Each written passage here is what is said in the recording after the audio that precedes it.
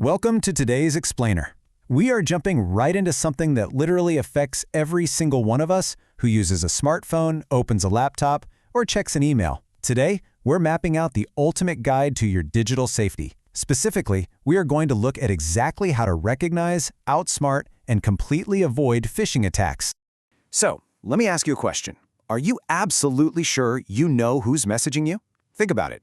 When your phone buzzes with a text from your bank or, a package delivery service, we just instinctively trust it, right? But here is the fascinating and frankly kind of scary truth we're unpacking today.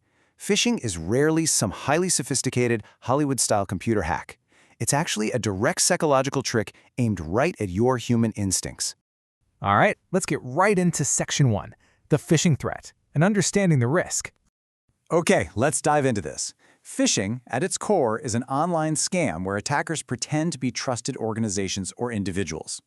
Notice that key phrase right there, pretend to be trusted. They are basically wearing a digital mask. They might make an email look exactly like it's from your credit card company or a super popular online store. It's really just a massive con game digitized at a global scale, and their sole goal? To manufacture fake trust so that you drop your guard. So, what are these guys actually hunting for? Well, they want your passwords, obviously, but they desperately want those OTPs, the one-time passwords that get texted to you. They're definitely after your banking and credit card details, too. And if they succeed, we aren't just talking about the minor annoyance of having to reset a password. We're talking about devastating real-world consequences here. Full-blown identity theft, a total loss of your personal privacy, and direct financial drain from your accounts. It's serious stuff. So, how do we stop them? Let's look at Section 2, recognizing the traps and spotting the red flags. Here's your very first major red flag. You get a message that suddenly creates a massive sense of urgency or fear. Stuff like, your account will be suspended in 24 hours, or fraudulent activity detected, click here immediately. Attackers know for a fact that if you are calm and analytical, you're going to spot their scam from a mile away. So, what do? They manipulate your emotions. They try to induce a false sense of panic to force a quick, completely unthinking reaction. Honestly, whenever a message demands immediate, fearful action, your radar should instantly go off. Now, a surprisingly simple red flag is spelling and grammar mistakes. You would genuinely be amazed at how often supposedly official emails from major global banks are just riddled with sloppy writing, really weird formatting, or completely bizarre sender addresses. Look, major organizations employ professional copywriters. Scammers frantically firing off emails from a basement usually don't. That sloppy execution is a massive, massive warning sign that you're not dealing with a real professional. Our third red flag actually targets your optimism rather than your fear. Be incredibly wary of suspicious links, unexpected attachments, or offers that just seem way too good to be true. I mean, did you really just win a lottery you never even entered? Highly unlikely, right? These unexpected windfalls are classic bait. They are perfectly designed to lure you into clicking a link, installing malware, or happily handing over your personal data.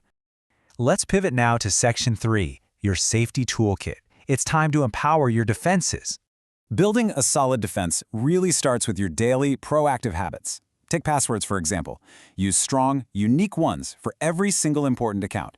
That way, if one falls, the rest hold firm. It's like having different keys for every room in your house. Also, keep your software and apps consistently updated. Those updates literally patch the exact security holes that scammers are actively looking for. When you're navigating the web, rely on official links or your own trusted bookmarks instead of just clicking a link in a random text message. And finally, make it a regular routine to review your privacy and security settings. And this brilliantly illustrates our next point. Beyond those daily habits, you need critical defense skills. Always verify information by checking the actual sender address before you respond. Train your brain to just pause for a second before clicking anything suspicious. You have to ruthlessly protect your credentials. Never, ever share your passwords or OTPs with anyone. And absolutely crucial to this whole toolkit is enabling multi-factor authentication, or MFA.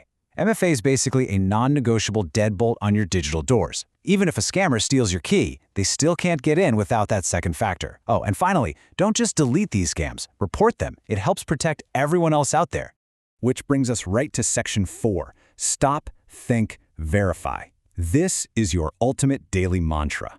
This right here is your ultimate defense strategy. It's 3 simple yet incredibly powerful steps to use before you respond to literally any message. Step 1, stop. Do not rush. Just take a breath and break that emotional panic the scammer is trying to create. Step 2. Think. Ask yourself critically, could this be a scam? Does it have any of those red flags we just talked about? And step 3. Verify.